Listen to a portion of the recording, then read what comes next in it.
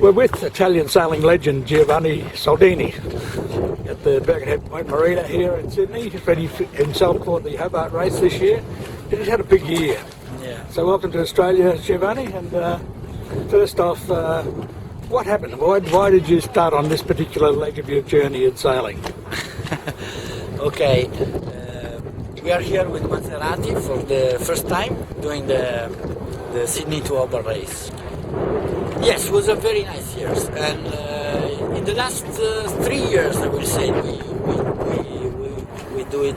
We had a wonderful time with this boat, and we take part in Cape to Rio race. We do plenty of things. We do the record near San Francisco, who was a great experience for me, with a great team and a wonderful boat. This boat was the Ericsson 3, and we changed it. We make it better, more light, with longer keel, and we are really happy. And I'm a little bit sad because this will be my last race on this boat, because the boat is for sale, and so we will probably buy another boat with Maserati next year. Bigger? No, not bigger. Same size, but probably a multi-hull. A multi-hull? Yeah, faster. So, but Foiling? I really love the boat that I use so much. I spent 3 years wonderful with this boat, and with a fantastic crew, and was really a nice experience. And I really hope this last race, the Sydney Hobart, will be a nice thing to close this experience. So what happens after you finish the race? Do you put it on a ship and send it home, or do you sail it? Or No, we sail back to Brisbane, where we have a base, and we'll see. Probably there is some people who's interested to buy the boat. Maybe an Australian will buy the boat, and otherwise we just ship in Europe. So tell us about your record attempt between New York and San Francisco. Why did you do it in the first place? And secondly, what's wrong with the Panama Canal? Record near San Francisco is something come from the legend of sailing, I think. When they discovered the gold in San Francisco, they needed to bring there so many stuff, and the only way really useful was a sailing boat. At the time, the sailing boat, there was ships, like 300-foot ships with 4 masts, 60 people on board, and the history of this record is just wonderful, because the first ship, the ships who own the record is an American clipper that holds the record for 136 years, and many sailors, they tried to beat this record in the last century, and they didn't get it until the last 80s, where Hunter Child with Warren Lewis, and that boat was my dream when I was a teenager. It was the first open boat, really revolutionary. And so then they came the English, then they came the French, Isabelle Autissier with David Adams. They have this record at the time in the 90s. And then Yves Barlier was the last who held this record, and so for me it was a wonderful story, and I'm very proud to have this record with Maserati and with a great crew that I have the honor to navigate with.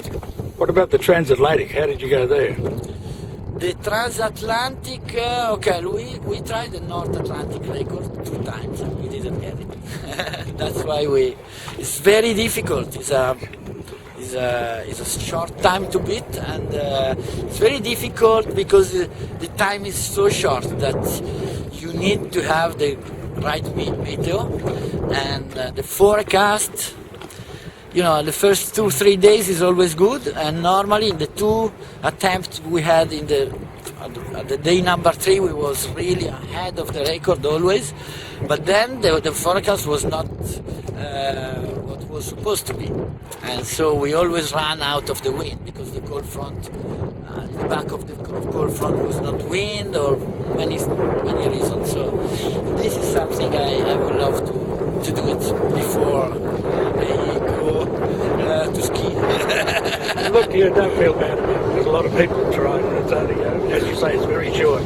Yeah, it's very short. But we have the other Atlantic record from, the Columbus route. That was a great experience too. We do from Cadiz, Baleari, and San Salvador, and we do it in just less than 10 days. And I think it's a good time to beat, and it's a great experience too. And then we have the Pacific one from San Francisco to Shanghai, and that is nice. And it was a wonderful navigation. Took us just 5 days and a half from San Francisco to Honolulu. So we have a wonderful start, and then it was difficult in the end because we have some typhoon came in. It was a tricky meteor, but very nice experience. So what about from China to here? How did you go there?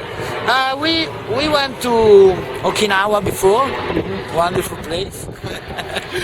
And then to here, I was not on board, but when they start, we have a big typhoon coming, so we just start to make a round. That's the best idea. No, because the typhoon came on Okinawa, We don't want a typhoon in the dock, 35 meters of mast and all that. So everything was good. So now, what about the Hobart race? Now we've had it fairly light in these last couple of years. So, but Hobart race is a wonderful race. It's very, very well known in the world. And I think it's a very nice race. Obviously, it's a race that have a part with the Bass Strait, with really dangerous part. Even if I think, in the sea, at sea, the bad day, it's enough. In any place in the world. That's right. A bad day at sea, it's a bad day everywhere. When you speak about Southern Ocean, the bad day is a big day sometimes, So, obviously for us it's a very short race, just 600 miles is nothing, but it's a tricky race, can be very tricky, depends on the meter. Have you done anything to your boat to optimise yourself for the race?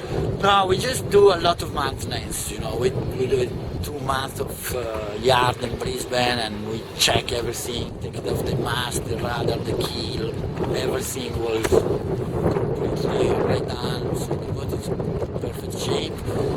It's not, Maserati is a boat that have a problem. It's an all-round boat. It's not here just to do, the Sydney Hobart race. So we keep it like it is for the moment. Is it light? It's light. It's much lighter than it was, but it's a very all-round boat. Yes. Well, that's good. Now, are you going in the Solis Big Boat Race next Tuesday? Or? Unluckily not, because we are here just 4. George 4 of the crew is here, and they all arrive around the 17, 18. So we will start to go the training, the 18, the 19. So the boat, it's out like the old Ericsson 3. That was, it had a checkered career, didn't it? They won the leg in the Southern Ocean. They won the leg from to Punta del Este, the Cape Horn leg. And was a crew of young people, and I think was the boat at the time the best boat in the Volvo Ocean race. The boat more all round and very well built, and I love this boat. So how many crew are you carrying? We will be 14. We will be 14 because in this race you cannot do stacking. And normally when we're sailing, we do stacking a lot, and the boat like to have some weight up with. Have you got any border ballast or anything like that? We have some water ballast in the back, and we have obviously the canting keel, but the boat is made to have also the sail in the right position. So because you cannot move the sail, we move the people. And it's more comfortable because they move alone. Only problem they eat. But don't worry, it gets lighter all the time. And they speak. No, I'm joking. Yeah. But to move the sail is a big job, Oh, of course. It's nice because the people just say, hey, like, people, we tack. Go into the other side. Now, what's your tactics as far as the Hobart race? Can you tell us that? Or, yeah, what have you got in mind? I think the tactic, we will do it with other people, other member of the crew when we have some meeting. Sure, yeah. The tactic is to try to be faster as possible in Auckland. See, Well, in Hobart. Well, yeah, I won't tell anybody that. That's a good tactic, that one. No, to go in Auckland, no. So tell me about this multi-hull that you're thinking of. You're going to get one of the old multi-hulls. You're going to get one of the latest generations. Will it foil? We'll see. You want to go fast. You want to go fast, don't you? Yes, absolutely. We want to go fast, and after 4 years, we want to also have a different experience. Have you caught up with what's happening in the Jules Verne at the moment? Absolutely. We have two members of the Maserati crew. One is in E-Deck, one is in Spindrift. So we, Sebo Digan used to sail with us during the record in San Francisco, plenty of their time. And Boris Herman, who is with the E-Deck, is normally the navigator. So we follow that every day, Well, they're south of Australia at the moment. I am very glad that E-Deck in this moment is going very well. Indeed she is, yes. Well, she's well placed too. Yeah, it's well placed, and I love Francis Joyon, and I think they have a good boat and a wonderful idea to go in just 5 people and to be light with a short mast. That's right. Is very... But it's a bit disconcerting when you've got a 140-foot big mother behind you, don't you? It's not so far, It's just 200 miles. We'll see. I think they have a chance. Oh, good. That's pleased. And it's very interesting to watch them. It is indeed, isn't it? Yeah, as I said, they're south of Australia at the moment, so I know. Right into the. I just watched the position this morning. Oh, good. Yeah, excellent, excellent. Well, that's it, and good luck for the Hobart race, Giovanni. Thanks. Good luck to the crew. We'll be keeping an eye on you, and we hope to see you soon. Okay. Thank you.